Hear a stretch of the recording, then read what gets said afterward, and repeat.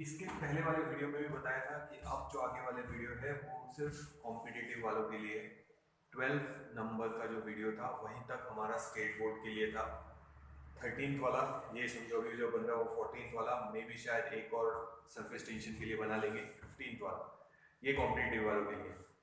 तो इसके पहले वाला जो 13 नंबर का था हमने बर्नौलीज प्रिंसिपल का एप्लीकेशन पॉइजनलेस इक्वेशन ले लिया था, तो वो हाइड्रो डायनामिक्स में था। अब हम जो ले रहे हैं वो हाइड्रोस्टैटिक वाला पार्ट है, यानी फ्लूइड स्टैटिक है ऐसा हम कंसीडर कर रहे हैं। तो अब हम ले रहे हैं डेंसिटी, उसमें डालेंगे तो लिक्विड के लिए लेंगे बाद में, पर अभी फिलहाल जनरल डेफिनेशन ले रहे हैं डेंसिटी की। डेंसिटी को हम रो से या सिग्मा से डिनोट करते हैं। तो डेंसिटी का फॉर्मूला है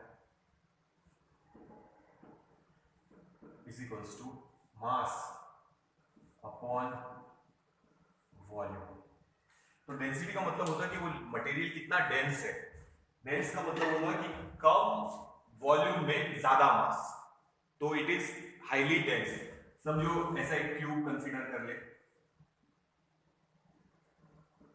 और एक ये सेम आइडेंटिकल,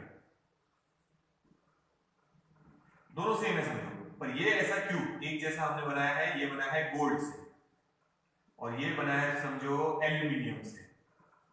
तो ये वॉल्यूम भले दोनों का सेम है पर मास इसका ज्यादा रहेगा क्योंकि गोल्ड ज्यादा डेंस है। कम जगह में ज्यादा मास, वही होता है डेंसिटी, यानी कम जगह, दोनों की जगह हमने सेम यानी वॉल्यूम सेम। अब डेंसिटी जिसकी ज्यादा है मतलब वो ज्यादा मॉलिक्यूल क्लोज है, ज्यादा डेंस है, एकदम पास पास में है। जैसे एक कमरे में अगर 10 लोग हैं, ठीक है, और वहीं पे उसी कमरे में अगर हम 20-25 लोग को डाल दे तो डेंसिटी ज्यादा हो गई। सेम यहाँ पे गोल्ड में मॉलिक्यूल बहुत सारे यहाँ पे और मतलब मास ज्यादा है, क्लोज है एकदम, डेंसिटी ज्यादा है, और यहाँ डेंसिटी कम है, तो इसका मास ज्यादा मिलेगा, इसका मास कम, भले दोनों का वॉल्यूम सेम है। तो कम जगह में ज्यादा मास, उसको हम बोलते हैं डेंसिटी। यूनिट पता ही है मास का, केजी पर मीटर क्यूब, और dimensions m1 L-3 P0 and it is a scalar quantity। इतना देख लो, ठीक है। तो अब आगे कॉन्सेप्ट बता रहा। तो डेंसिटी का मतलब होता है मटेरियल कितना डेंस है। डेंस का मतलब होगा कम जगह में ज्यादा मास। तो जितने कम जगह में, अब जगह सेम रखेंगे, अगर वॉल्यूम सेम रखेंगे, तो जिसमें ज्यादा मास है उसकी डेंसिटी ज्यादा, मतलब मॉलिक्यूल ज्यादा क्लोज है, ज्यादा डेंस है। समझ में आ रही है? तो गोल्ड की डेंसिटी ज्यादा है एज कंपेयर टू एल्यूमिनियम। यानी अगर हम इसका और इसका वॉल्यूम सेम रखें, यानी एक साइज का क्यूब इसका बना है गोल्ड का और उतने ही साइज का एल्यूमिनियम का, यानी वॉल्यूम सेम रखा है, तो मास किसका ज्यादा है? गोल्ड का, मतलब उसकी डेंसिटी ज्यादा है। डेंसिटी ज्यादा मतलब इतने एरिया में उसके मॉलिक्यूल्स ज्यादा होंगे और एल्यूमिनियम के मॉलिक्यूल्स यहाँ कम होंगे। डेंस है, कम जगह में ज्यादा मास, कम जगह में ज्यादा मास, ठीक है। तो अब देखो डेंसिटी को हम डिवाइड कर रहे हैं। डेंसिटी ऑफ सब्सटेंस या डेंसिटी ऑफ बॉडी, दोनों में क्या फर्क है ध्यान से सुनना। डेंसिटी ऑफ सब्सटेंस की डेफिनेशन लिखेंगे। Density of substance is defined as mass of substance divided by volume of that substance. दोनों में क्या फर्क है समझा था। इधर लिखेंगे density of body is equals to mass of the body divided bye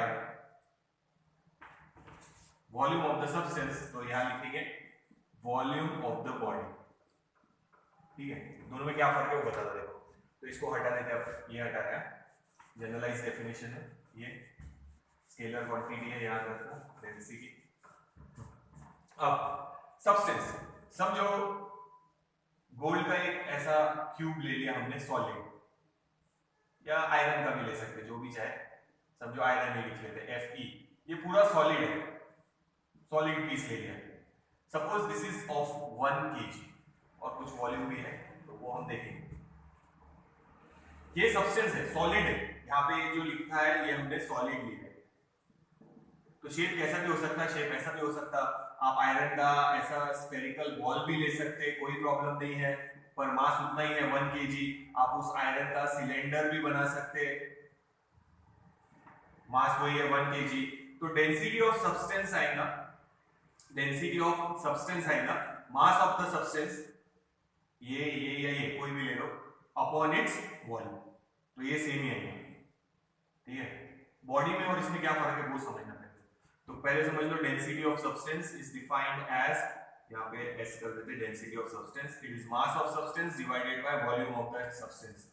अब बॉडी के लिए देखो, तो सब्सटेंस में अब टुकड़ा लेंगे उसका, आयरन का कोई टुकड़ा लिया, मैंने बोला आयरन का 1 kg दे दो मेरे को, तो पूछेगा क्या दो भैया, रॉड दूं, सिलेंड्रिकल शेप में दूं या गोला दे दूं, जैसे आपने देखा होगा ना शॉटपुट फेंकते, तो शॉटपुट एक स्फीयर पर वो सॉलिड है, या सिलेंडर के बाहर रॉड के शेप में दे दूं सिलेंड्रिकल, या क्यूबिकल टुकड़ा दूं, कैसे दूं, तो वो हमको काट के उसको दे देगा, तो कुछ तो शेप रहेगा ना, तो सॉलिड है वो, हॉलो नहीं है, सॉलिड है, सॉलिड, कोई भी शेप में रहा तो चलेगा, कोन शेप में भी रहा तो चलेगा।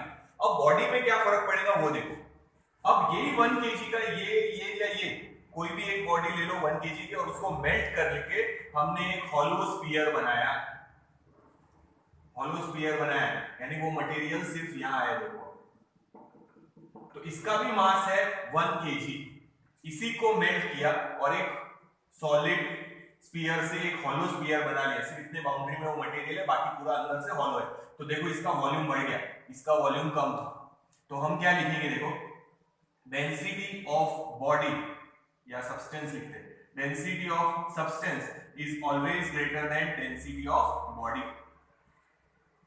दोनों में फर्क समझ में आया ना, बॉडी बोलेंगे तो बॉडी हॉलो भी हो सकती है, जब सब्सटेंस बोलेंगे तो वो सॉलिड ही रहेगा, टुकड़ा काटना है ना, जैसे मैं बोलूं 1 kg हमारे को चाहिए आयरन, तो कोई ना कोई शेप में देंगे, तो रॉड सिलेंड्रिकल शेप, या बोलेंगे आपको गोला चलेगा तो क्या जैसे शॉर्टपुट में आता वैसा लेंगे, या फिर क्यूबिकल टुकड़े काट के इतना क्यूब का टुकड़ा दे देंगे, या हम दुकान में जाते वेट देखा होगा 1 kg का वैसा होगा, पर वो सॉलिड है, ठीक है, तो वो हमारे पास एक सब्सटेंस है, मास ऑफ सब्सटेंस कौन है, आयरन है, तो कोई भी सब्सटेंस हो सकता है उसकी जगह, divided by volume of that substance, इसका वॉल्यूम सेम अगर मास सेम है, इस शेप को चाहे तुम स्फीयर में बना लो, इसको तुम सिलेंडर में भी बना सकते हैं, मास अगर सेम है तो ये डेंसिटी आएगी सब्सटेंस की। पर उससे अगर आप कोई दूसरी बॉडी बना रहे तो बॉडी हॉलो भी हो सकती, अब हॉलो बॉडी बनाएंगे तो इसकी बॉर्डर में मास है, बाकी पूरा हॉलो है, अगर आप इस 1 kg को पानी में डालेंगे तो वो नीचे सिंक हो जाएगा, जबकि अगर हॉलो स्फीयर ऐसा बना ले बॉल के जैसा, जैसे हमारा प्लास्टिक का बॉल खाली रहता अंदर से, वैसा अगर 1 kg का मेटल का स्फीयर बना ले तो पानी पे वो सिंक होने की जगह फ्लोट भी हो सकता है, क्योंकि वॉल्यूम बढ़ गया, ठीक है, तो यहां वॉल्यूम बढ़ गया तो डेफिनेटली डेंसिटी कम, जबकि यहां तो कोई भी शेप बना लो, सॉलिड अगर है तो वॉल्यूम सेम ही रहेगा। हाँ, density of substance can be equal to density of body if the body is solid, ये जो बना है ये सॉलिड है, ये सॉलिड है, ये सॉलिड है, ये लिखा है सॉलिड, सॉलिड शेप होना चाहिए, ये हॉलो नहीं होना चाहिए, अगर हॉलो है तो ये रहेगा, तो ये याद रखना दोनों केस, डेंसिटी ऑफ सब्सटेंस और डेंसिटी ऑफ बॉडी में क्या फर्क है, तो बॉडी अगर हॉलो है तो डेंसिटी ऑफ सब्सटेंस ज्यादा रहेगी as compare to density of that body, और अगर सॉलिड है यानी 1 kg का यहाँ स्फीयर है, यहाँ पे भी 1 kg का ही है, बट मैंने सिलेंडर ले लिया, इसको यहां से हटा दो, समझो, इधर कंपैरिजन में सब्सटेंस में शेप रखा है स्फीयर, इधर रखा है बॉडी सॉलिड सिलेंडर, तो ये वाली केस रहेगी, दोनों की डेंसिटी सेम, तो ये थोड़ा सा ध्यान रखना। तो यहां बॉडी अगर हॉलो बना है तो वॉल्यूम कम था, अब वॉल्यूम बढ़ गया, वॉल्यूम बढ़ गया मतलब डेंसिटी कम, तो जो बॉडी पहले सिंक हो रही थी वो फ्लोट भी हो सकती है। सिंपल एग्जांपल है हमारी शिप, मेटल का इतना भी पीस डालेंगे तो वो सी में सिंक हो जाएगा, नीचे चला जाएगा, पर इतनी बड़ी नाव जो मेटल से बनी हुई है और इतनी भारी है वो फ्लोट हो रही, क्योंकि शेप उसका कैसा रहता देखो ऐसा, तो ये ऐसी नाव नहीं रहती है जनरलाइज, सिर्फ एक शेप बना है ऐसा, ये ऐसा शेप है, तो अंदर से देखो हॉलो है, ठीक है, हॉलो है, तो हॉलो होने की वजह से वॉल्यूम ज्यादा बढ़ गया, वॉल्यूम ज्यादा बढ़ गया तो आर्किमिडीज प्रिंसिपल जो हम लेंगे इसके बाद, तो पानी का जो डिस्प्लेसमेंट है वो ज्यादा होगा, तो अब थ्रस्ट भी ज्यादा मिलेगा, तो ये अब सिंक नहीं होगी नाव, जबकि मेटल का इतना भी टुकड़ा अगर आप डालेंगे सी में तो नीचे सिंक हो जाएगा, पर इतनी बड़ी नाव जो मेटल से बनी है वो सिंक नहीं हो रही, क्योंकि वो हॉलो है, इसीलिए वो सिंक नहीं हो रही। वो पानी का ज्यादा वॉल्यूम डिस्प्लेस करेंगी, ज्यादा अपथ्रस्ट मिलेंगे, तो वो हम इसके बाद देखेंगे। तो ये याद रखना, डेंसिटी ऑफ सब्सटेंस और डेंसिटी ऑफ बॉडी में क्या फर्क है। अगर बॉडी सॉलिड है, जैसे ये है, या ऐसे ही दूसरा शेप यहाँ पे ले लो, सॉलिड है, यानी कोई खाली जगह नहीं है, पूरा सॉलिड मटेरियल है, जैसे मैंने यहाँ सिलेंडर बना लिया था, बॉडी सॉलिड है, तो density of substance will be equal to density of body. But अगर बॉडी हॉलो बनाया है तो density of substance is more than density of body, इसकी डेंसिटी कम रहेगी बॉडी की। तो जो बॉडी सी में सिंक हो रही थी, अब उसकी जब ये वाली, अब इसको हम हॉलो बना ले ऐसे, तो मे बी ये फ्लोट हो सकती on the water, density change हो गई, क्योंकि क्या चेंज हो गया, वॉल्यूम। ठीक है, तो ये देखो एक बार आगे चल रहे हैं, इसको देखो।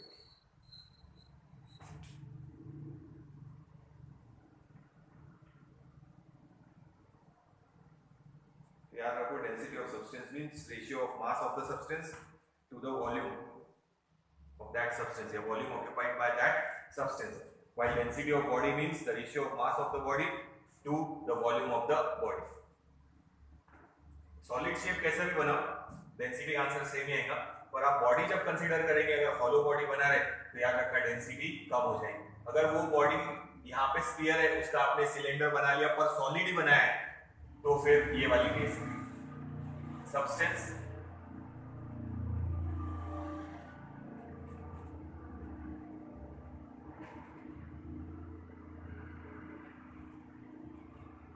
तो देखो यहाँ बॉडी स्फीयर है, यहाँ आपने उस बॉडी का शेप चेंज कर दिया, समझो सिलेंडर बना लिया पर सॉलिड बनाया, तो density of substance will be equal to density of body. But अगर हॉलो बनाया, जैसे सिलेंडर बना लो पर हॉलो बना ये, तो डेफिनेटली बड़ा बनेगा।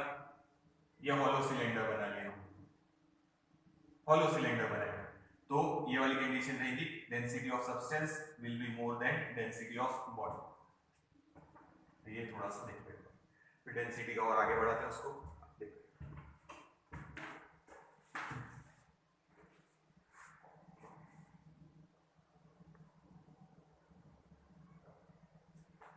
ठीक है, तो ये फर्क क्या रखना दोनों के बीच में, density of substance, density of body. Density of substance हमेशा ज्यादा रहेगी बॉडी से, बट अगर डेंसिटी इक्वल है तो समझ जाना जो बॉडी बनाया है वो सॉलिड है। तो ये दो पॉइंट याद रखना। एक हम ले रहे हैं रिलेटिव डेंसिटी, डेंसिटी दोनों के यूनिट सेम है, चाहे वो सब्सटेंस का हो चाहे बॉडी का हो, केजी पर मीटर क्यूब। एक और देखते relative density,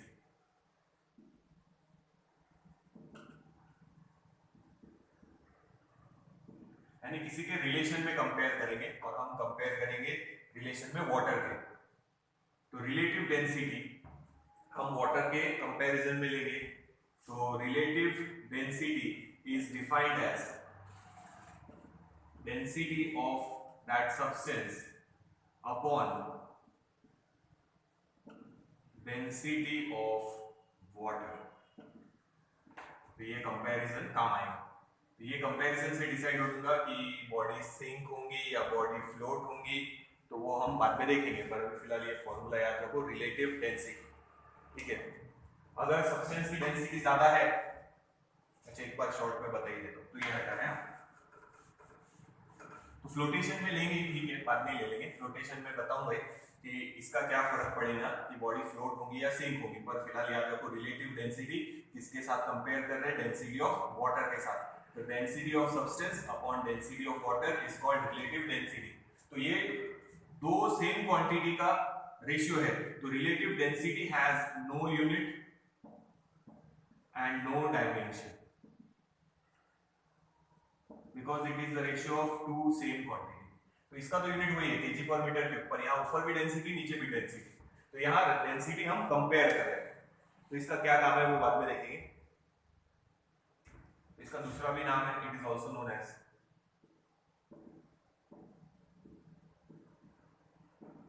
specific gravity, relative density और स्पेसिफिक ग्रेविटी।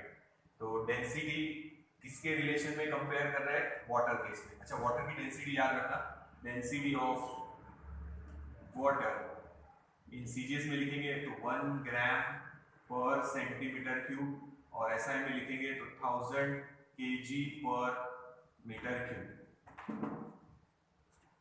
तो अगर वाटर से सब्सटेंस की डेंसिटी ज्यादा है तो वो सब्सटेंस नीचे सिंक हो जाएगा, और सब्सटेंस की डेंसिटी अगर कम है वाटर से तो वो फ्लोट होगा। तो वो हम बाद में देखेंगे, पर अभी फिलहाल रिलेटिव डेंसिटी का याद रखो। It is defined as the ratio of density of substance to density of water, यानी इस सब्सटेंस की डेंसिटी हम वाटर के साथ कंपेयर कर रहे हैं, रेशियो ले रहे हैं, कंपेयर कर रहे हैं कि किसकी डेंसिटी ज्यादा है। अगर Rd की वैल्यू ग्रेटर देन 1 है, समझो relative density is greater than 1, मतलब सब्सटेंस की डेंसिटी ज्यादा है तो वो पानी में नीचे सिंक हो जाएगा। अगर रिलेटिव डेंसिटी लेस देन 1 है, मतलब इसका आंसर लेस देन 1 है, मतलब वाटर की डेंसिटी ज्यादा है तो वो सब्सटेंस फ्लोट होगा, तो वो काम आएगा हमारे। तो वो डायग्राम निकाल के फ्लोटेशन में समझाऊंगा। तो अगर ग्रेटर देन 1 है रिलेटिव डेंसिटी की वैल्यू, मतलब सब्सटेंस की डेंसिटी ज्यादा है, और सब्सटेंस की डेंसिटी ज्यादा है तो वो नीचे सिंक हो जाएगा। और अब बॉडी भी यूज कर सकते हैं वर्ड, जब बॉडी के लिए निकालेंगे तो रिलेटिव डेंसिटी ऑफ बॉडी बन जाएगा, जब सब्सटेंस के लिए निकालेंगे तो रिलेटिव डेंसिटी ऑफ सब्सटेंस बन जाएगा। अगर रिलेटिव डेंसिटी लेस देन 1 है, मतलब डिनोमिनेटर बड़ा है, डिनोमिनेटर बड़ा है मतलब वाटर की डेंसिटी ज्यादा है, तो सब्सटेंस उसमें सिंक नहीं होगा, वो सब्सटेंस उसमें फ्लोट होगा। तो वो देखेंगे हम लोग बाद में फ्लोटेशन में। तो एक बार ये देखो, इसको मिटा दें।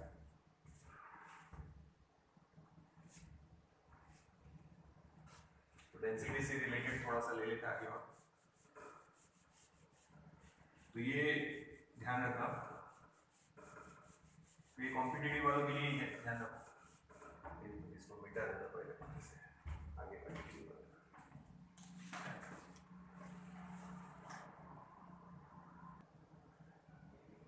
अब मान लो दो लिक्विड मिक्स किए, जैसे एक एग्जांपल लेते हैं, दो लिक्विड मिक्स किए जिनका मास है m1 m2 मास और डेंसिटी है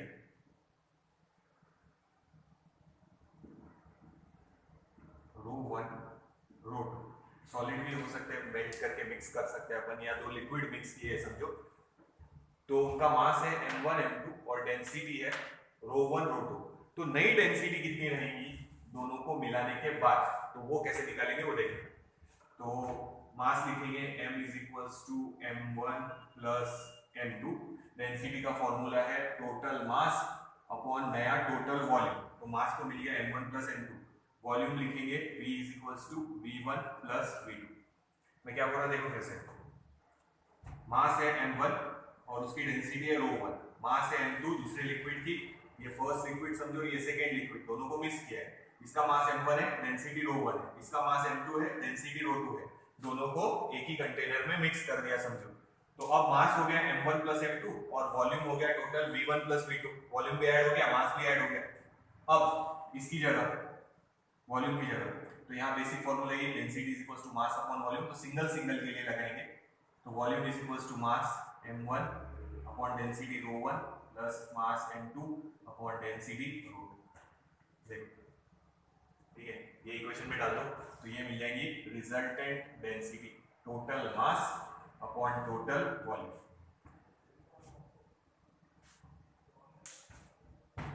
देखो तो ये सब्स्टिट्यूट करो, चलो अब उसमें,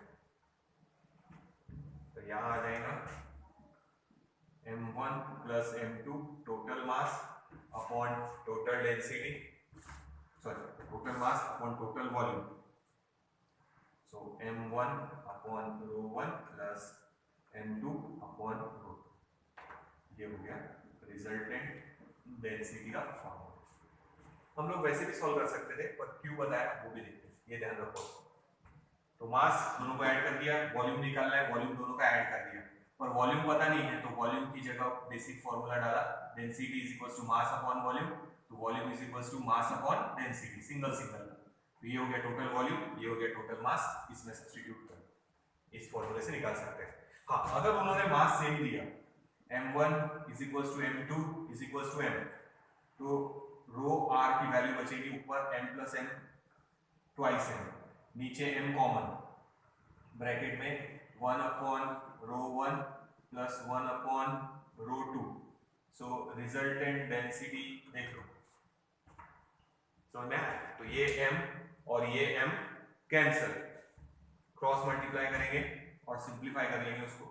हाँ आगे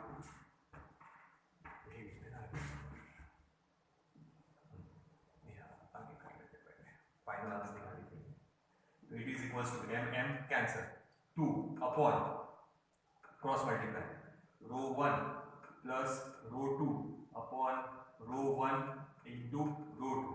So resultant density can be written as twice ρ1 into ρ2 upon ρ1 plus ρ2। This is the final answer। अगर मास सेम रहा तो ये यूज करना, और इसको बोलते हैं harmonic mean. It is known as harmonic mean. देखो, तो मास दिया था, डेंसिटी दिया था, रिजल्टेंट डेंसिटी निकालना है। तो दोनों लिक्विड या सॉलिड को मिक्स करने के लिए उनको मेल्ट तो करना ही पड़ेगा। तो दो लिक्विड को हमने मिक्स कर दिया, एक का मास है m1 डेंसिटी ρ1, मास m2 डेंसिटी ρ2। मिक्स करने के बाद देखो कैसे सॉल्व किया। अगर मास सेम है, अगर मास सेम नहीं है तो ये फॉर्मूला यूज करो, सेम है तो डायरेक्ट ये फॉर्मूला यूज कर सकते हैं, and it is called harmonic mean. तो अगर ये कंडीशन गिवन है तो डायरेक्ट ये फॉर्मूला लगा सकते हैं रिजल्टेंट डेंसिटी निकालने के लिए कि जो दोनों मिक्स करने के बाद नया लिक्विड बना है उसकी डेंसिटी कितनी है, तो ये फॉर्मूले से निकाल सकते हैं। Twice ρ1 into ρ2 upon ρ1 plus ρ2। देखिए भाई, फिर आगे चलते हैं।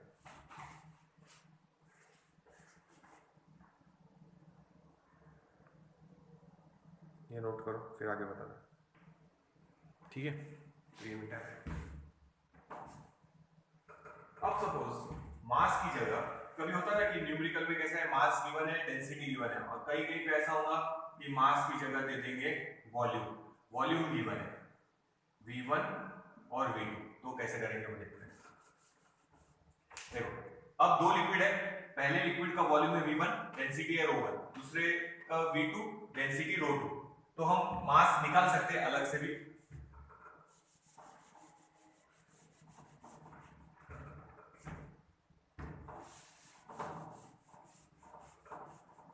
इसको हम न्यूमेरिकल में सिंपल कर लेंगे। तो अभी सिर्फ फिल इन द ब्लैंक में आया, तो याद रखना कैसे लिखना है।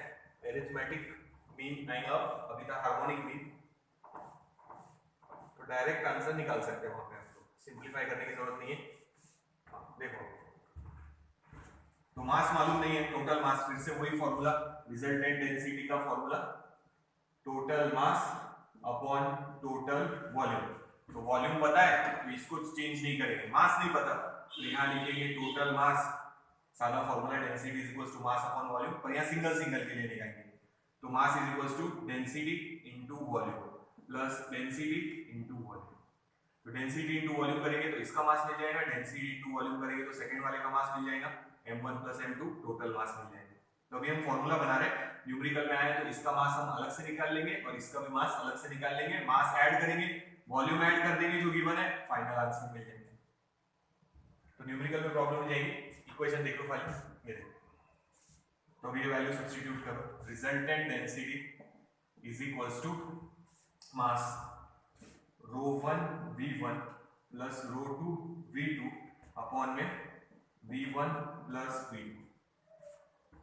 अगर वॉल्यूम सेम है, v1 is equals to v2 is equals to v, तो ये v कॉमन, नीचे के साथ कैंसिल, अच्छा कर लेते हैं, v common, ρ1 plus ρ2 divided by v plus v twice v cancel, so rho r यानी रिजल्टेंट डेंसिटी हो जाएगी ρ1 प्लस ρ2 डिवाइडेड बाय v।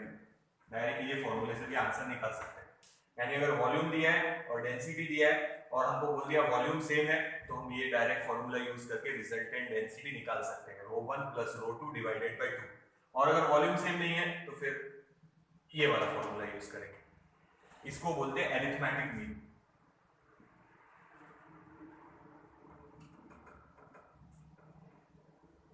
ये देखो, फिर आगे चलते हैं।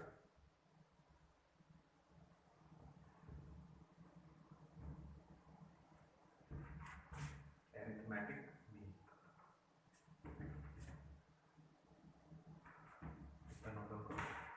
इसको बेटा अब हम इफेक्ट देखेंगे डेंसिटी का, डेंसिटी पे टेम्परेचर का और प्रेशर का।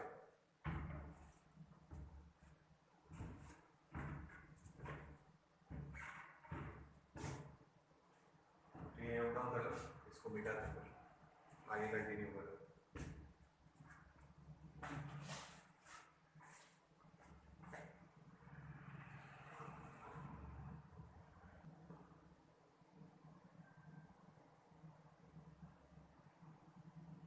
ठीक है, अब टेम्परेचर का इफेक्ट देखें डेंसिटी पे। टेम्परेचर इंक्रीज हुआ, एरो का मतलब अभी ऊपर है तो इंक्रीज ही समझ लो, टेम्परेचर इंक्रीज हुआ, या लिख लेना वहां पे टेम्परेचर इंक्रीज।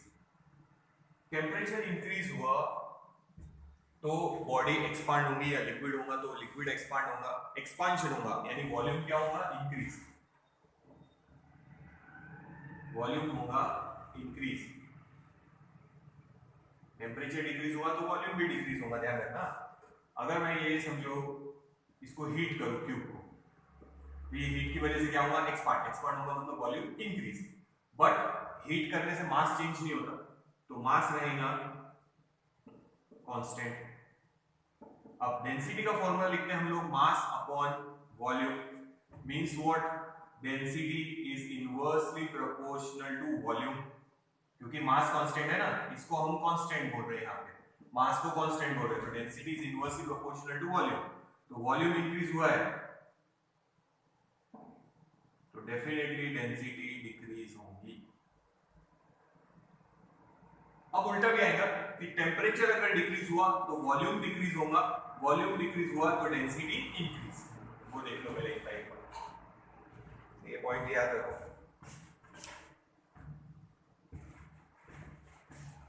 अच्छा, रेजिस्टेंस का ये फॉर्मूला अगर आप लोगों को याद होगा, R is equals to R0 in bracket 1 plus alpha into delta theta या डेल्टा टी। तो ये है इनिशियल रेजिस्टेंस, ये है चेंज इन टेम्परेचर, ये टेम्परेचर कोएफिशिएंट, ठीक है। तो वॉल्यूम के लिए भी वैसा ही है, जैसे हमने ये प्रूफ किया वैसे मैं बता रहा, ध्यान रखो। किसी भी बॉडी को हीट करेंगे तो वॉल्यूम चेंज होगा, तो ये लिखने की जरूरत नहीं है, याद रखना। The change in volume V minus V0, जैसे कि रेजिस्टेंस का डिराइव किया था, अगर याद होगा 11th का चैप्टर था इलेक्ट्रिक करंट वाला, उसमें हमने ये फॉर्मूला डिराइव किया है, जिसमें हमने negative temperature coefficient, positive temperature coefficient बताया था आप लोगों को। तो यहाँ पे भी वैसे ही कर रहे हैं, ध्यान देना, पूरा करके बता देता फिर मिटा देंगे। V इज इक्वल्स टू या V0 is equals to initial volume at 0 degree Celsius. V is the final volume at theta degree Celsius. Temperature को T से भी डिनोट कर सकते हैं, थीटा से भी कर सकते हैं, जैसा चाहे वैसा। तो ये जो वॉल्यूम चेंज होगा V minus V0, change in volume, that change in volume is directly proportional to initial volume at 0 degree Celsius. देखो, अगर क्यूब छोटा है तो वो एक्सपांड होगा, ज्यादा से ज्यादा इतना बड़ा हो जाएगा, ठीक है। बट अगर इनिशियल वॉल्यूम ही बड़ा है तो उसका एक्सपांशन भी ज्यादा होगा, ठीक है। आप इस रॉड को हीट करेंगे तो मे बी शायद वो यहां तक बढ़ जाए, इतना बढ़ेगा। जितना लंबा रॉड लेंगे और उसको हीट करेंगे तो उतनी ज्यादा लेंथ क्या होगी, इंक्रीज। सेम यहाँ पे वैसा ही है कि इनिशियल वॉल्यूम जितना कम है तो जितना कम है एक्सपांशन भी उतना कम होगा। जैसे रबर बैंड, अगर छोटा है तो आप उसको कम स्ट्रेच कर पाएंगे, बड़ा रबर बैंड है तो उसको जितनी लेंथ है उससे ज्यादा स्ट्रेच कर पाएंगे। तो वैसे यहाँ पे हीट करेंगे और वॉल्यूम कम है तो चेंज इन वॉल्यूम भी कम मिलेगा। इनिशियल वॉल्यूम बड़ा है तो चेंज इन वॉल्यूम पहले इतना था, अब इतना बढ़ा है, कंपैरेटिवली रेशियो सेम होगा भले, पर यहाँ पे वॉल्यूम देखो इतना बड़ा है, जबकि यहाँ पे कम होगा, क्योंकि इनिशियल वॉल्यूम कम था, इंक्रीज इन वॉल्यूम कम है। इनिशियल वॉल्यूम ज्यादा तो इंक्रीज इन वॉल्यूम भी ज्यादा, ठीक है। एक पॉइंट ये। दूसरा पॉइंट,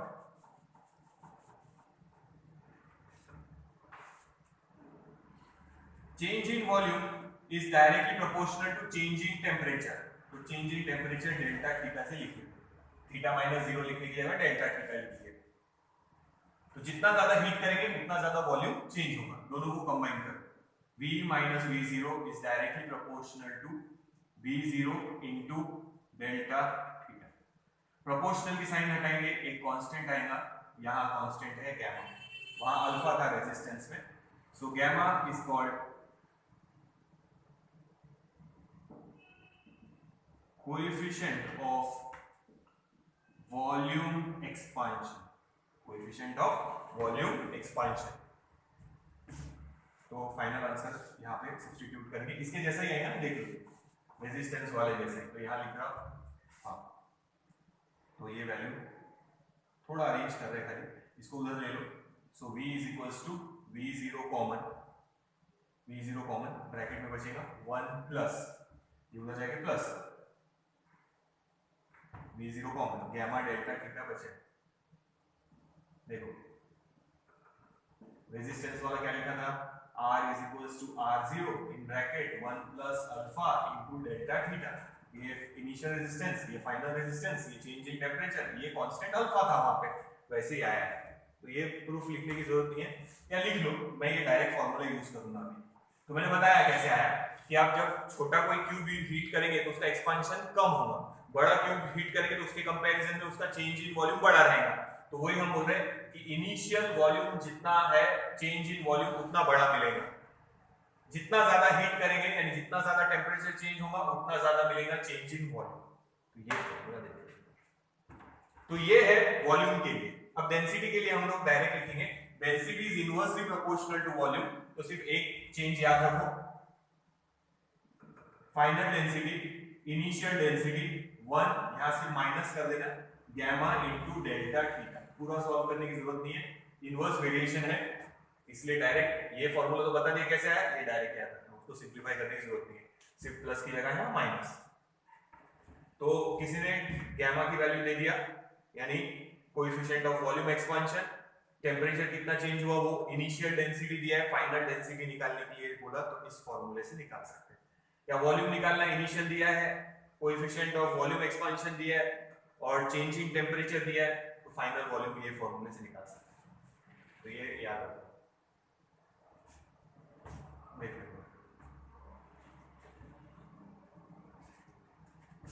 डेल्टा थीटा क्या है, चेंज इन टेम्परेचर,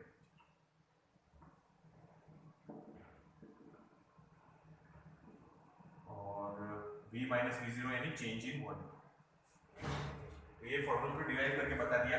सेम अगर आप टेक्स्ट बुक में जस्ट खोल के देख लो, इलेक्ट्रिक करंट वाले में रेजिस्टेंस का फॉर्मूला ऐसे ही डिराइव किया, वही कॉन्सेप्ट यहाँ याद रखना है। Change in volume is directly proportional to initial volume. Initial volume जितना बड़ा होगा, चेंज इन वॉल्यूम भी उतना ही ज्यादा होगा।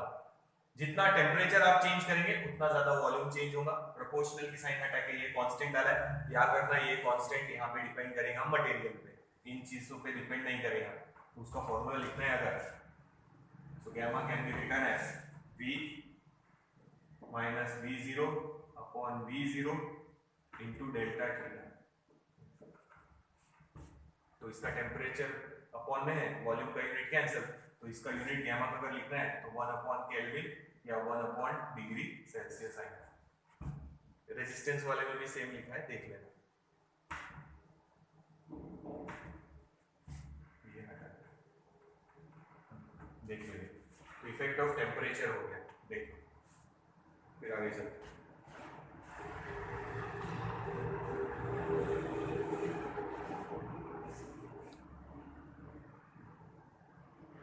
नोट डाउन करना है, effect of temperature on density. तो ये नोट डाउन करो, इसके बाद ले रहे प्रेशर का इफेक्ट। तो अब इस फॉर्मूले से ऐसा भी लिख सकते हैं अगर देखना चाहे तो, ये ऐसा rho upon rho zero it is equals to inverse variation है ना, तो v0 अपॉन इनवर्स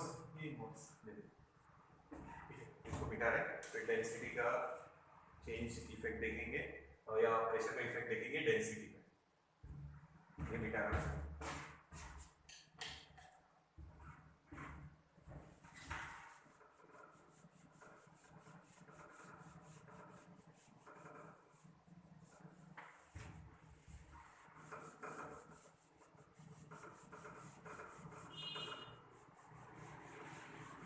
सीरियसली थोड़ा सा करते जाओ, ये लॉकडाउन लगने वाला है सब। कब खत्म होता है, कब अपने क्लासेस को परमिशन मिलेंगी, जब आएंगे तब बेसिकली हम लोग सॉल्व करने का काम ज़्यादा करेंगे। थ्योरी जितनी कवर हो गई उतना ही अच्छा है। तो आप लोगों ने जितना हो रहा उतना सीरियसली करते जाओ, तो ये ध्यान रखना है। 10th की एग्जाम कैंसिल हुई है, अगले साल भी 10th की हो सकती है, पर तुम लोग 12th की एग्जाम कैंसिल नहीं होने वाली, क्योंकि आगे के सारे एडमिशन 12th के बेसिस पे रहेंगे। JEE और नीट देना ही पड़ेगा,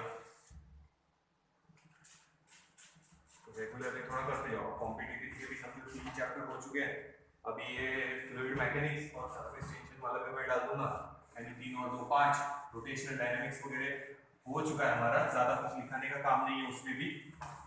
तो आगे आगे जो चैप्टर होंगे साथ साथ में पढ़ाते जाएंगे ऐसे, तो हमारा फटाफट हो जाएंगे। तो जितने मॉड्यूल दिए उतने सॉल्व करते जाओ फटाफट। डिफिकल्टीज देखते हैं उसका कैसे लेना है, और आप लोग सॉल्व करके रखो, फॉर्मूले वगैरह लिख के रखो सब। देखो प्रेशर, प्रेशर कर रहे सपोज इंक्रीज, किसी चीज को दबा रहे हैं तो डेफिनेटली वॉल्यूम होगा डिक्रीज, ठीक है। मास फिर से constant,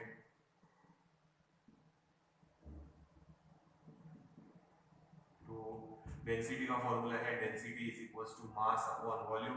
mass is again constant, तो फिर से वही density is inversely proportional to volume, ठीक है। तो ये हटा देते हैं, ये प्रेशर का इफेक्ट ले रहे हैं डेंसिटी पे। प्रेशर इंक्रीज तो volume decrease, mass is constant, तो ये नीचे लिख देते हैं। अच्छा ये नहीं लिख देते, डेंसिटी का इनवर्स वेरिएशन, वॉल्यूम डिक्रीज तो डेंसिटी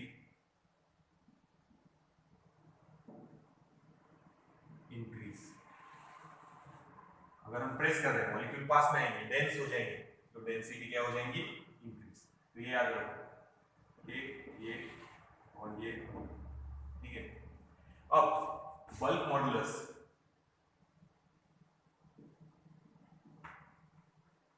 बल्क मॉडुलस फॉर्मूला हम लोग का हो चुका है। आप लोगों को देखना है तो 11th की टेक्स्ट बुक में मैकेनिकल प्रॉपर्टीज ऑफ सॉलिड्स में देखना, मॉड्यूलस ऑफ इलास्टिसिटी 3 टाइप के थे, Young's modulus, bulk modulus and third था मॉड्यूलस ऑफ रिजिडिटी या शियर मॉड्यूलस। तो अभी हमारे सेकंड काम आ रहा, उसको डिनोट किए थे हमने टी से। तो बल्क मॉडुलस का फॉर्मूला एक बार देख लेना आप लोगों ने, यहाँ लिख रहे हैं हम लोग, प्रेशर का ही रिलेशन था वहां पे, ऐसी डायग्राम बनाए थे। इधर सब तरफ से प्रेशर डालेंगे,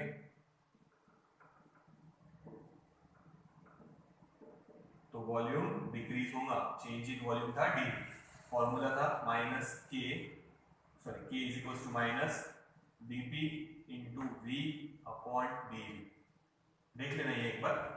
So dP is the change in pressure and dV is the change in volume। देख लो एक बार, D की जगह डेल्टा भी लिख सकते हैं, याद रखना। हाँ, तो इसको देख लो पहले, इतना फॉर्मूला अगर हो सके तो टेक्स्ट बुक खोलो, उसमें देख लो, ये चैप्टर हमारा हुआ है, वीडियोस भी अगर देखना चाहते तो वो भी है।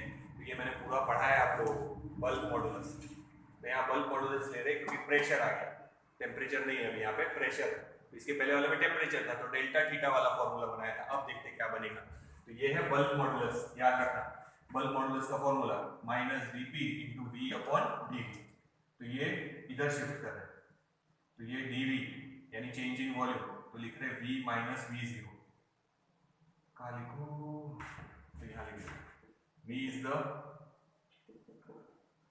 Final volume and V0 is the initial volume।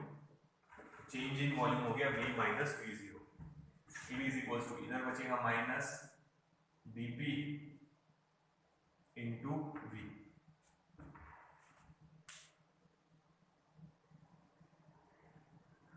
ठीक है, इसको उधर ले जाएंगे,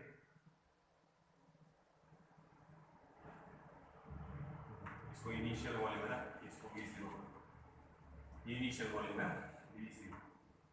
V अपॉन dV लिखा था वहां पे अपन ने, अपने को dV की जगह को सब्स्टिट्यूशन करना ही नहीं था, इसलिए V लिखा था। अब इनिशियल वॉल्यूम V0, तो इसको उधर ले जाओ, V is equals to V0 common, ठीक है। ये प्लस हो गया, माइनस है तो ये बचेगा 1 माइनस बीपी।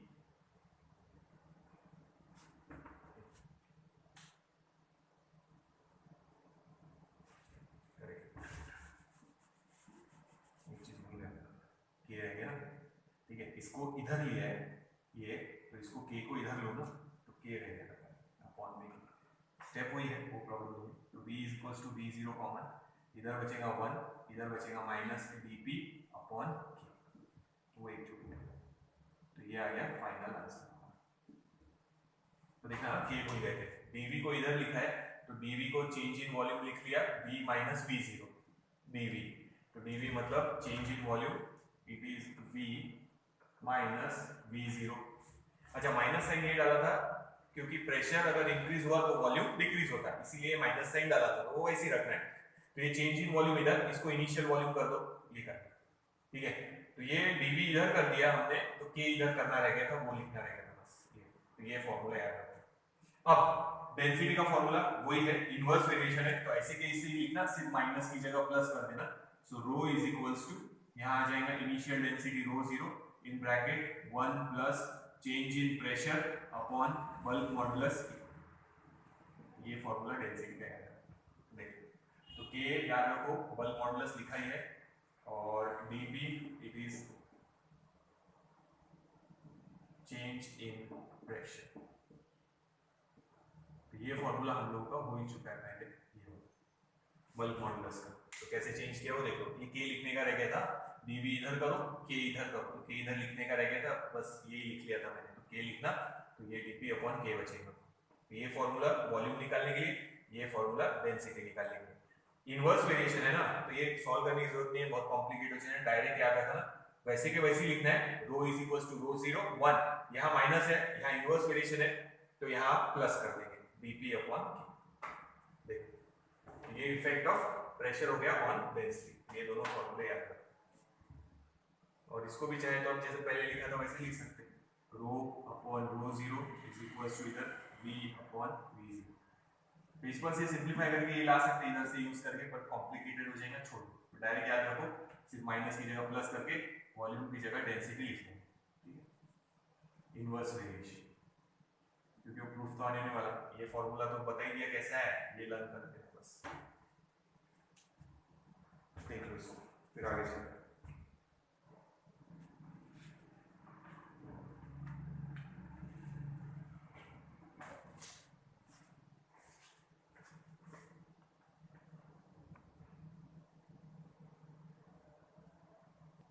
नोट डाउन कर लो इसको बेटा।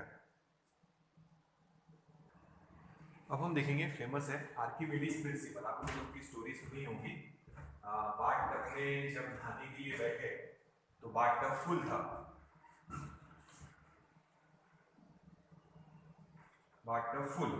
अब वो जब उसमें नहाने के लिए बैठे अंदर, ठीक है, तो जितनी उनकी बॉडी का वॉल्यूम था उतना पानी बाहर स्पिल हो गया। तो ये स्टोरी आप लोगों ने सुनी होगी। तो बोला जाता है कि एक राजा ने मुकुट बनाने के लिए सोना दिया, जैसे एक स्टोरी है, सोने का ब्रिक दे दिया समझो, एक ऐसे सोनार को कि मुकुट बनाना है, तो मुकुट बना के आया, तो ये बन गया हमारा मुकुट, ठीक है, मुकुट बन के आ गया।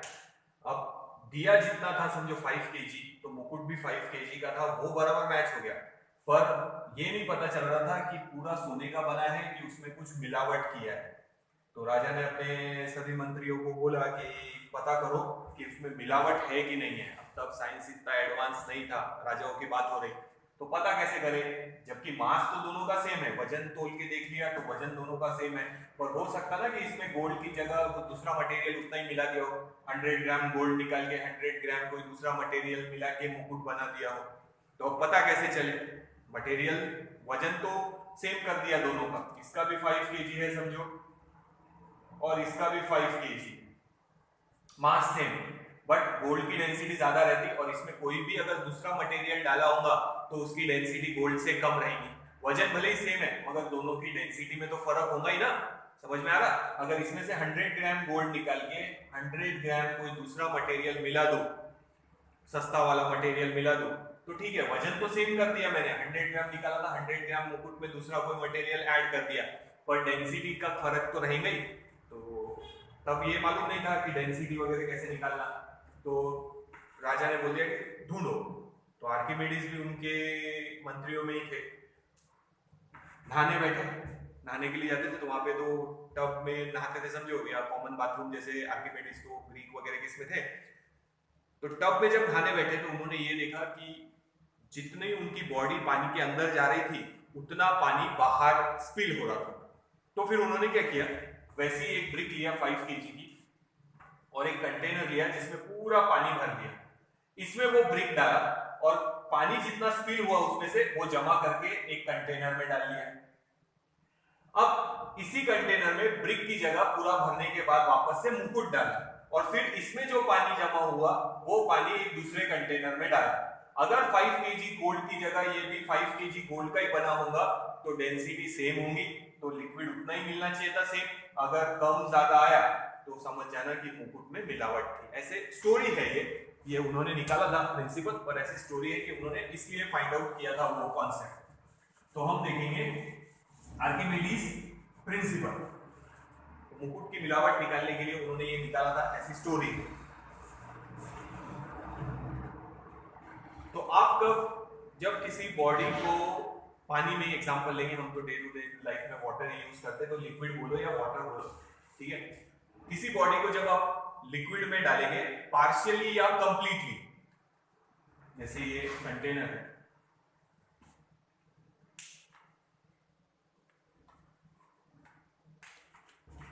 इसमें ये लिक्विड समझो वाटर है, किसी बॉडी को हमने उसमें पार्शियली डिप किया है, मतलब ऐसे डिप किया है, इतना ही पार्ट अंदर है बॉडी का, या पूरी बॉडी ऐसे अंदर है वाटर के, तो इसको बोलते हैं पार्शियली डिप या कंप्लीटली डिप। तो इस बॉडी पे और इस बॉडी पे दोनों पे एक फोर्स एक्ट होगा अपवर्ड डायरेक्शन में, that force is called upthrust और it is called buoyancy. Buoyancy भी लिख सकते हैं, बुयांट फोर्स बोलते हैं उसको, हम अभी फिलहाल अपथ्रस्ट ही बोलेंगे। कितना अपथ्रस्ट एक्ट होगा, जितना वो वेट लिक्विड का डिस्प्लेस करेंगे, तो अपथ्रस्ट उनकी बॉडी पे इतना एक्ट होगा, will be equal to weight of liquid displaced. इसमें जा रहा है, चलो।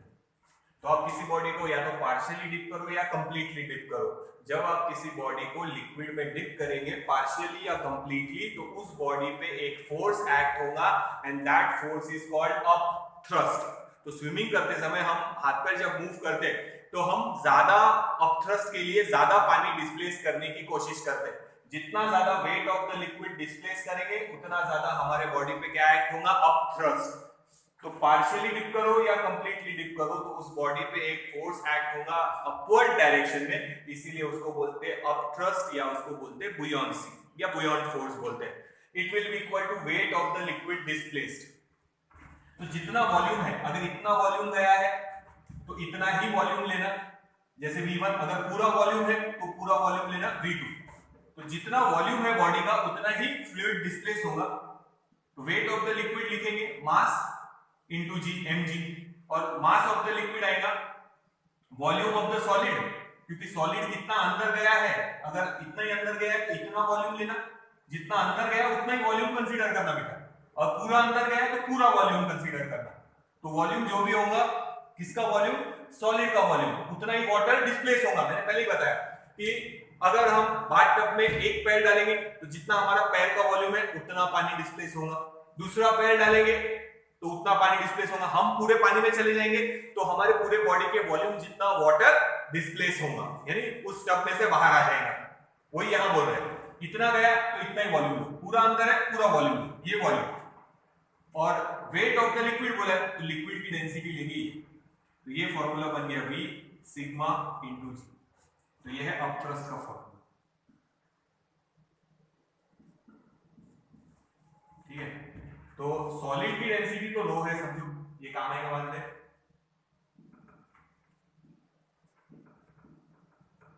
ये मैंने बताया तुम लोगों को ये चैप्टर में पहले भी। And sigma is the density of liquid.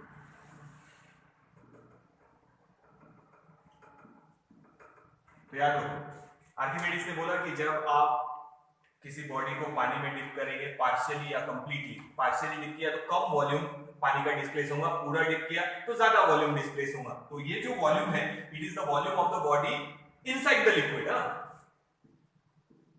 Volume of body, ठीक है, वॉल्यूम ऑफ बॉडी है, ध्यान रखना है।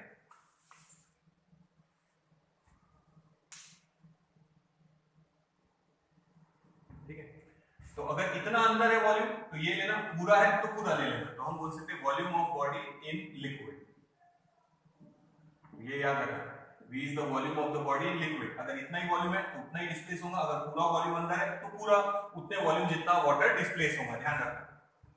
तो upthrust it is the wait of the liquid displace.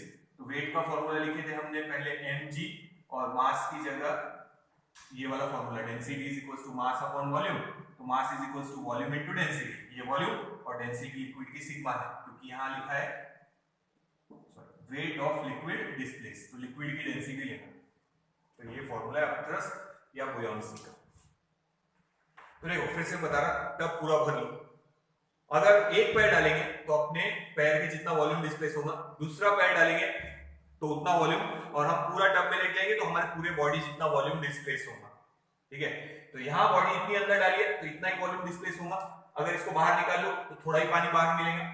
अगर मैं पूरी बॉडी को अंदर डाल दूं तो पूरे बॉडी के वॉल्यूम जितना लिक्विड डिस्प्लेस होगा। तो यहाँ है weight of the liquid displace, तो वेट m की जगह डेंसिटी लिक्विड की लेना, density is equal to mass upon volume, तो mass is equal to volume into density. ये वॉल्यूम ऑफ द सॉलिड है जो लिक्विड के अंदर है, तो इतना ही वॉल्यूम डिस्प्लेस हुआ, इतना बाहर है एयर में, और अगर पूरा डाल देंगे तो पूरा ये वॉल्यूम कंसीडर करना।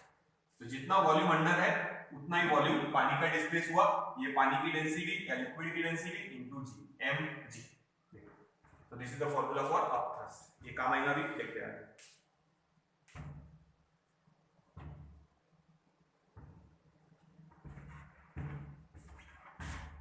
इतना नोट करो, इसको मिटा के आगे करते हैं।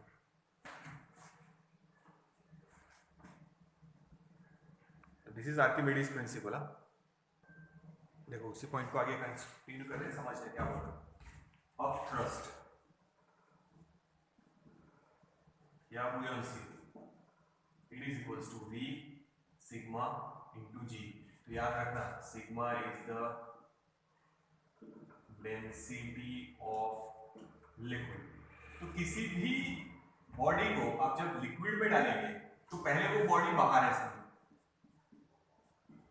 तो उसका वेट है समझो W1, it is equals to mg, और अब यहां V इंटू रो लिखेंगे इंटू G, मास की जगह डेंसिटी इंटू वॉल्यूम, पर अब ये एयर में है तो यहां लिखेंगे रो इज द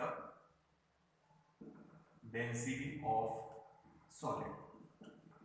जब पानी में डाल देंगे इस बॉडी को तो इस पे दो फोर्स एक्ट होंगे, एक फोर्स एक्ट होगा डाउनवर्ड डायरेक्शन में, उसका खुद का वेट mg या W1 लिखो, और एक फोर्स एक्ट होगा अपवर्ड डायरेक्शन में एंड दैट इज अपथ्रस्ट। तो उसका वेट थोड़ा सा डिक्रीज होगा, तो हम निकाल रहे हैं एपरेंट वेट। क्या निकाल रहे हैं? एपरेंट वेट उसका।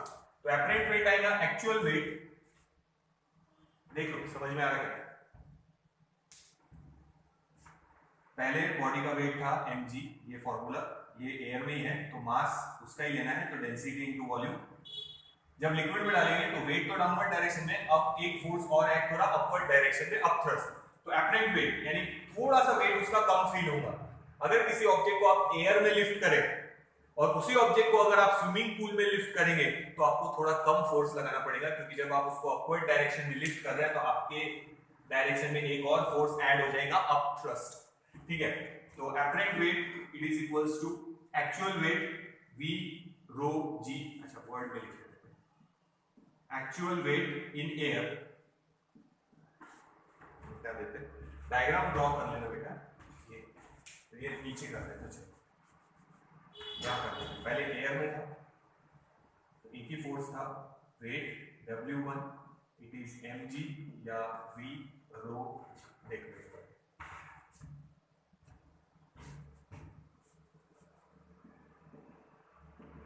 इसका actual weight motor kinetic air में minus upthrust, V rho G minus upthrust का formula V sigma into G, V common और जी भी कॉमन निकालेंगे बाद में, rho minus sigma into G. This is the formula for apparent weight. तो पानी में उस बॉडी का वेट कितना फील होगा पूछा, तो ये फॉर्मूले से निकाल सकते हैं एपरेंट वेट। बाहर ज्यादा फील होगा वेट, पानी में उसका वेट कम फील होगा जब हम उसको लिफ्ट करने की कोशिश करेंगे। क्यों? क्योंकि हमारे लिफ्ट के डायरेक्शन में एक और फोर्स आ गया, दैट इज अपथ्रस्ट। तो ये देखो, और ये याद रखना है चीज कि अपथ्रस्ट जो है इट डज नॉट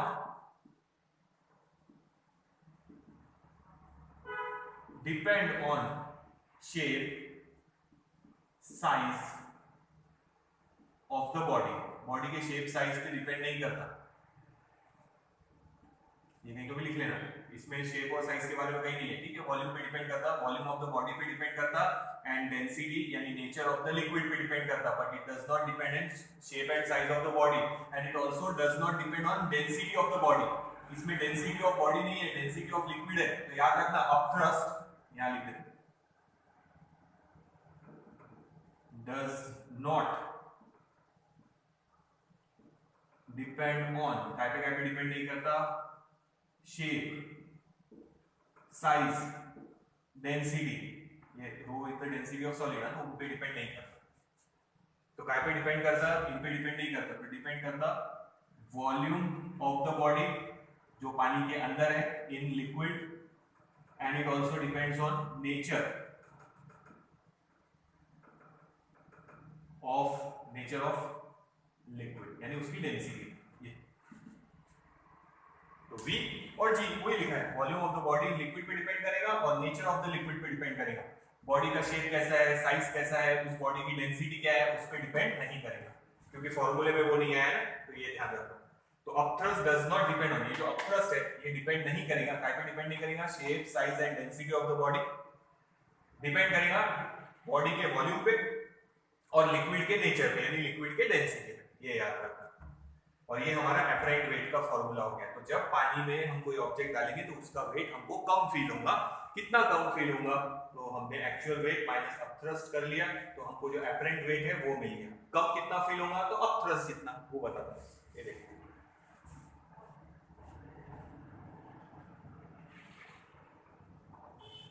देखो भाई, तो वेट इन एयर है W1, वेट इन वाटर है समझो W2।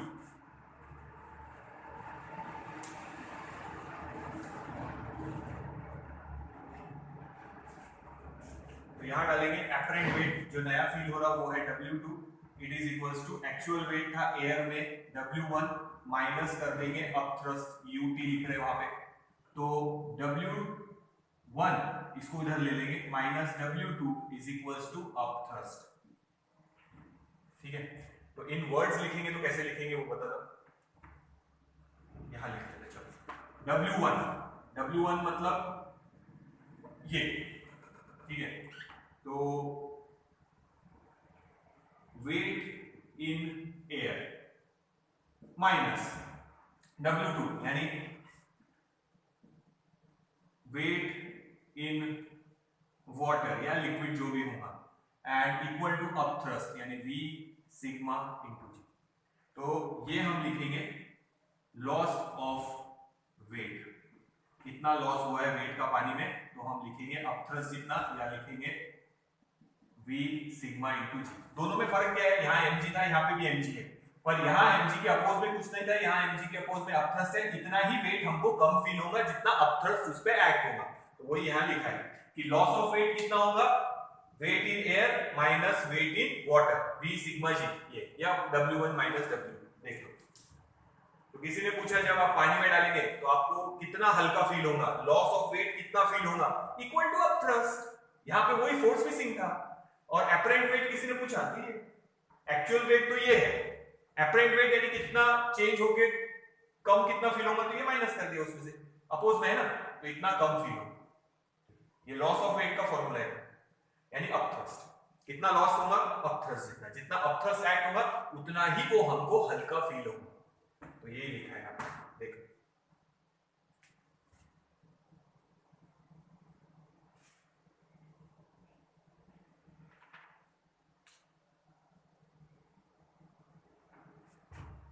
यहाँ पे और बता रहा हूँ, ध्यान से सुन लो। ये डायग्राम मिटा रहे हैं दोनों। तो W1 is the weight in air, W2 is the weight in the liquid, और उस पर से ये दो फॉर्मूले निकाले। एपरेंट वेट पूछा, ये अपथ्रस्ट है, ये एपरेंट वेट है, और अपथ्रस्ट का मतलब होता है कि कितना वेट कम फील होगा, यानी loss of weight. Loss of weight कितना है, अपथ्रस्ट कितना, V सिग्मा इनटू G। तो ये डायग्राम मिटाना।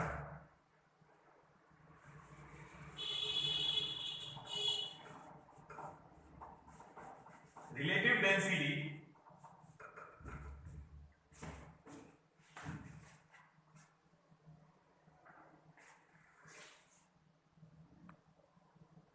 रिलेटिव डेंसिटी का फॉर्मूला क्या बताया था, वो भी एक है, और एक और बता रहा, देखो।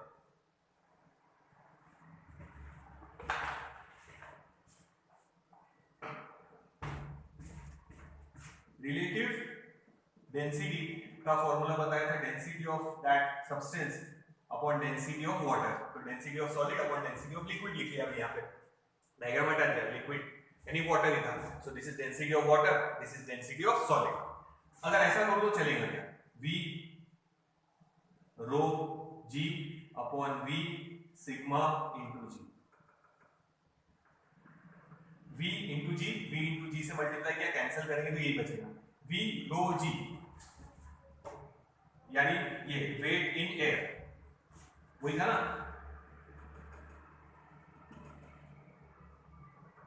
अपॉन में V सिग्मा G, अब थ्रस्ट लिख सकते या लिख सकते loss of weight in water.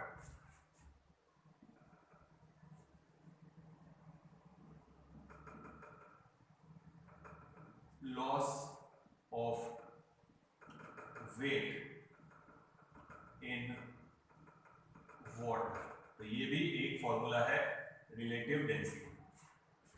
तो हमने V इंटू G से ऊपर नीचे मल्टीप्लाई किया, V रो G मतलब एक्चुअल वेट, जो डायग्राम में बताया था मैंने, ये है अपथ्रस्ट। तो यहाँ अपथ्रस्ट भी लिख सकते हैं, या हम बोलेंगे इतना अपथ्रस्ट एक्ट हुआ है, यानी इतना वेट हमको कम फील होगा, यानी लॉस ऑफ वेट था ये V सिग्मा इंटू G, यानी अपथ्रस्ट।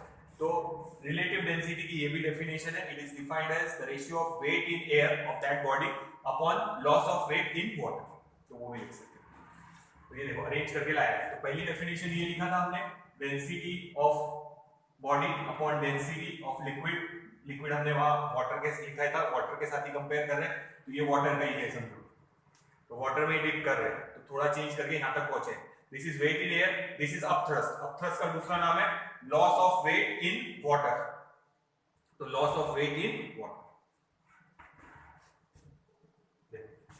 ये भी दूसरी डेफिनेशन है रिलेटिव डेंसिटी। लास्ट टॉपिक बचा है फ्लोटेशन, वो भी बता देता हूं। पहले याद रखो ये कैसे चेंज किया, समझ में आया। तो जब कोई ऑब्जेक्ट आप पानी में डालेंगे तो आपको हल्का फील होगा, क्यों, क्योंकि उस पे अपथ्रस्ट एक्ट होगा, उतना ही हल्का फील होगा। तो वही हमने यहाँ लिखा है कि कितना हल्का फील होगा, लॉस कितना होगा, इक्वल टू अपथ्रस्ट। या यहाँ देखो एक्चुअल वेट यानी वेट इन एयर, ये अपथ्रस्ट, तो इसको हमने लिखा है बेटा जी ये W2 apparent wait, actual wait W1, ये माइनस अपथ्रस्ट। तो W1 actual wait minus apparent wait, कितना फर्क पड़ रहा, इक्वल टू अपथ्रस्ट, वही लिखा है। Loss of weight in water is equals to upthrust. तो आप जब कोई ऑब्जेक्ट एयर में लिफ्ट करने की कोशिश करेंगे तो आपको ज्यादा भारी फील होगा।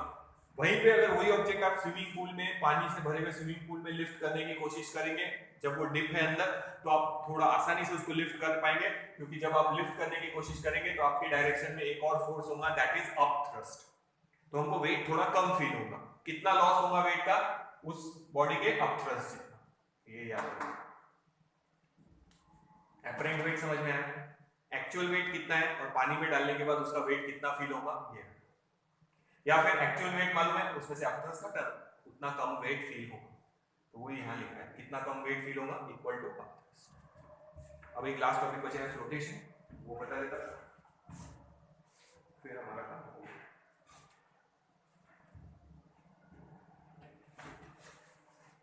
तो इतना एक बार नोट डाउन कर लेना, अपथ्रस्ट का फॉर्मूला, एपरेंट वेट का फॉर्मूला, और loss of wait of the body in liquid. तो लॉस ऑफ वेट ही मतलब होता अपथ्रस्ट, याद रखना है, नीचे लिखा ही है।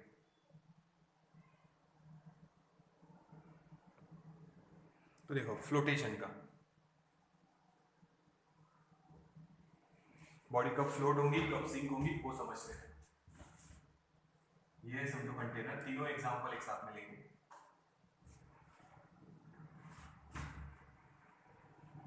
तीसरे को थोड़ा बाद में स्पेसिफाई करेंगे।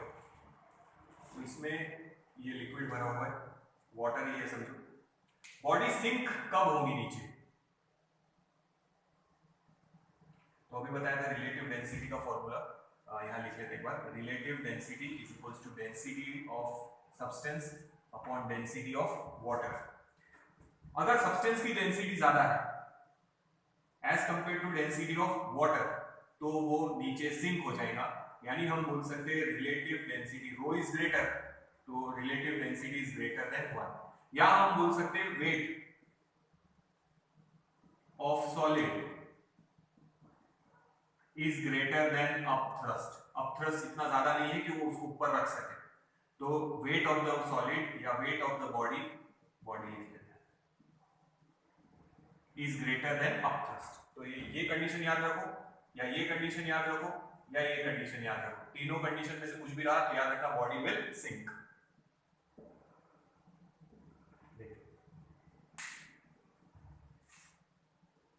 Body sinks,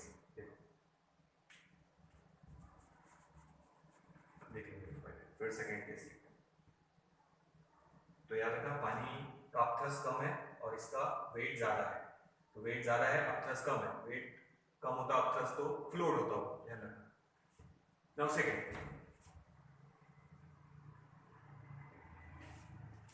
density of solid is equals to density of liquid.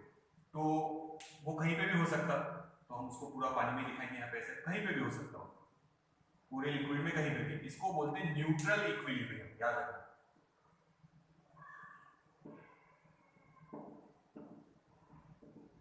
ये वाली केस को बोलते हैं न्यूट्रल इक्विलिब्रियम। ये पहली कंडीशन, ये दूसरी कंडीशन, इसको बोलते हैं neutral equilibrium.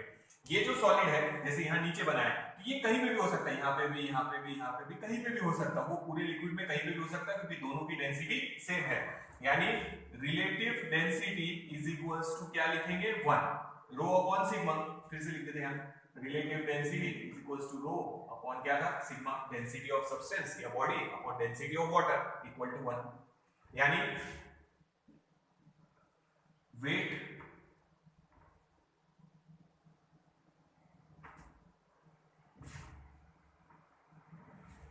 Of the body is equals to upthrust. यहां जैसे लिखा था थर्ड कंडीशन, ऐसे लिख सकते हैं। This is first, this is second, this is third. इसमें से कुछ भी दिया रहा तो बोलना न्यूट्रल इक्विलिब्रियम, वो बॉडी कहीं पे भी हो सकती है। अगर ये कंडीशन रही तो बॉडी डेफिनेटली बॉटम में होंगी, सिंक। ये अब कहीं पे भी हो सकती है क्योंकि डेंसिटी सेम है। देख लो, तो पूरा अंदर देखते समय देखो,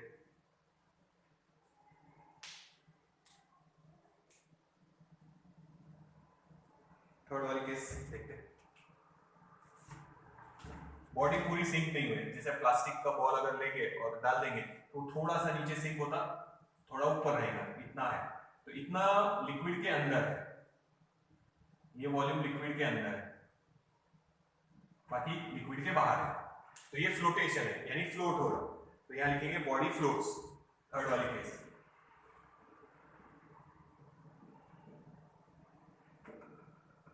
ठीक है, तो यहां लिखेंगे थर्ड वाली केस में density of solid is less than density of liquid.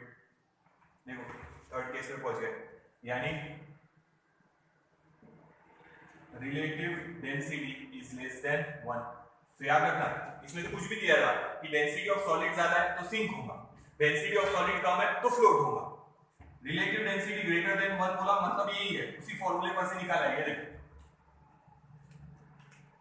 अगर सिग्मा की वैल्यू ज्यादा है तो डेफिनेटली ग्रेटर देन 1, अगर सिग्मा की वैल्यू कम है तो ये आंसर रिलेटिव डेंसिटी का आएगा लेस देन 1। यूनिट मत लिखना कुछ इस पे। एंड थर्ड थिंग, अगर ऐसा भी दिया रहा कि weight of that body is less than upthrust, यहां अपथ्रस्ट ज्यादा है तो बॉडी फ्लोट होगी, अपथ्रस्ट कम है तो बॉडी सिंक हो जाएगी। ध्यान रखना है। तो ये दो केसेस देख लो, ये ध्यान रखना है, इसको बोलते हैं न्यूट्रल इक्विलिब्रियम। तो इन तीनों में से कुछ भी दिया रहा है या इन तीनों में से कुछ भी दिया रहा तो पहचानते आना चाहिए कि बॉडी फ्लोट होगी या बॉडी सिंक होगी।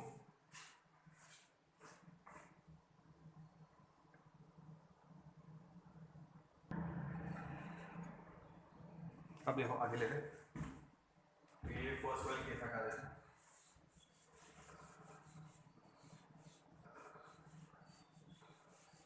तो यहाँ पूरी दोनों केस देखो, यहाँ पूरी बॉडी लिक्विड के अंदर है, यहाँ थोड़ी सी लिक्विड के अंदर है। वॉल्यूम कितना अंदर है देखो, ये यहाँ पे इसको बोलेंगे वॉल्यूम इन और इसको बोलेंगे वॉल्यूम आउट। तो यहाँ तो पूरा वॉल्यूम इन है, वॉल्यूम आउट 0 ही है। तो हम लिखेंगे वेट, दोनों भी केस के लिए weight of the body is equals to upthrust, तभी वो क्या हो रहे हैं, दोनों फ्लोट। तो वेट ऑफ द बॉडी आएगा v, weight of the body in air rho g, और अपथ्रस्ट v सिग्मा g। पर पहले ही बताया ये वॉल्यूम वो लेना, ये तो बॉडी का पूरा वॉल्यूम होगा, पर ये वॉल्यूम वो लेना जो लिक्विड के अंदर है। अगर इस केस में लिया तो पूरा लिक्विड के अंदर है, और इस केस में इतना ही वॉल्यूम लिक्विड के अंदर है। तो हम यहाँ लिखेंगे v in। तो देखो g और g cancel, v into rho is equals to v in into sigma. तो ये फॉर्मूला याद रखना।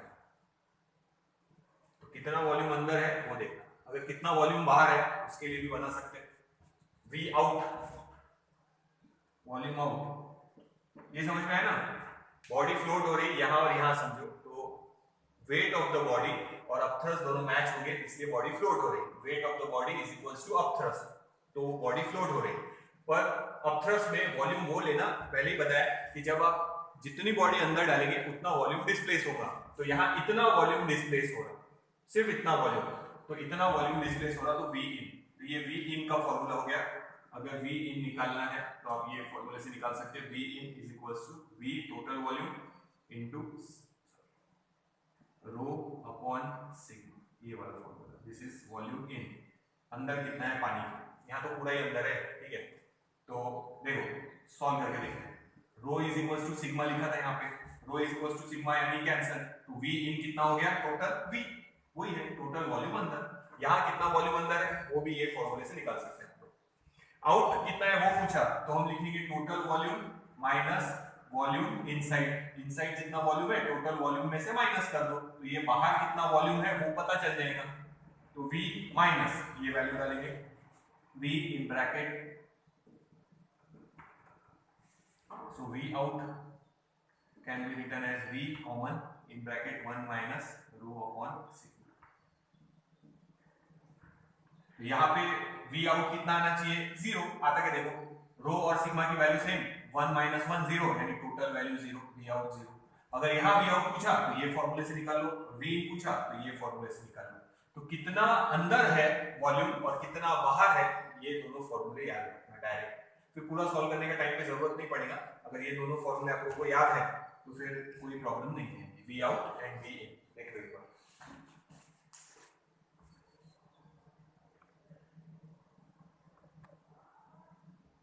ठीक है, समझ में आया ना।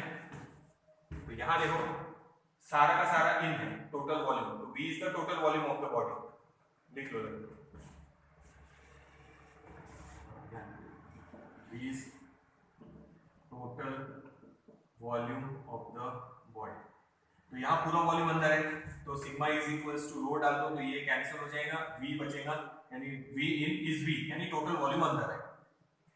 अब बाहर कितना है, 0, तो देखो यहाँ से आता क्या, इक्वल डालेंगे 1 minus 1 0, पूरी term 0, v out 0। Main formula ये इसके लिए काम है कि कितना अंदर है कितना बाहर। कितना अंदर है पूछा v in, तो total volume v into sigma upon rho. अगर v out पूछा तो डायरेक्ट ये फॉर्मूला यूज करना, कुछ सिंपलीफाई करने की जरूरत नहीं है, वहां टाइम कम रहता, एक प्रॉब्लम सॉल्व करने के लिए 1-1.5 मिनट मिलेगा हमको, तो उसमें ही हमको सब करना है। तो डायरेक्ट फॉर्मूला याद रखना, स्टेप फॉलो करने का टाइम नहीं रहेगा। तो v out पूछा तो लिखेंगे v ब्रैकेट में minus 1 minus rho upon sigma. कहां से लाया देखो, आउट कितना है, टोटल वॉल्यूम माइनस वॉल्यूम इन, तो वॉल्यूम इन का ये फॉर्मूला डाल के सिंपलीफाई करते हैं। देखो एक बार,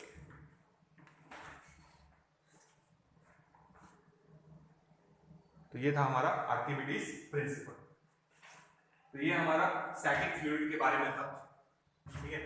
और सरफेस टेंशन वाला एक वीडियो और बनाएंगे, तो सरफेस टेंशन वाला भी एक्स्ट्रा पोर्शन कवर हो जाएगा, फिर मैं इसका मॉड्यूल डाल दूंगा ताकि आप लोग सॉल्व करना शुरू कर सके। तो जितना नोट्स में है वो लिखने की जरूरत नहीं है आप लोगों को, कॉम्पिटिटिव वालों को भी जो नोट्स में है वो नोट्स में से पढ़ लेना है। 12 वीडियो तक बोर्ड का था, 13 14 और एक और बनेगा समझो 15। तो ये जो 3 वीडियो है ये कॉम्पिटिटिव वालों को जो एक्स्ट्रा बताना था वो बता रहे हैं, ठीक। तो इतना नोट डाउन कर लो। अब नेक्स्ट इसमें इसके पहले वाले वीडियो में हाइड्रोडायनामिक्स हो गया, ये हाइड्रोस्टैटिक्स वाला पार्ट है समझो, और अब हम लेंगे सरफेस टेंशन वाले पार्ट का। नेक्स्ट वीडियो में सरफेस टेंशन का बता दूंगा।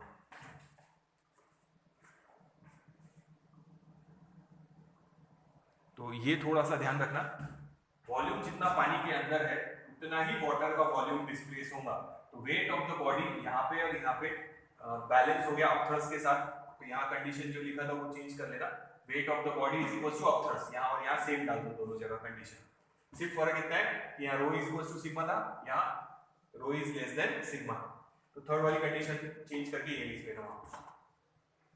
तो weight of the body is upthrust, तो ये करके बता दिया, जीरो आइन आउट और इनका पूरा भी, और इसका टाइम पे देखेंगे कि डेंसिटी क्या है, उसके हिसाब से वी इन वी आउट निकाल पाएंगे।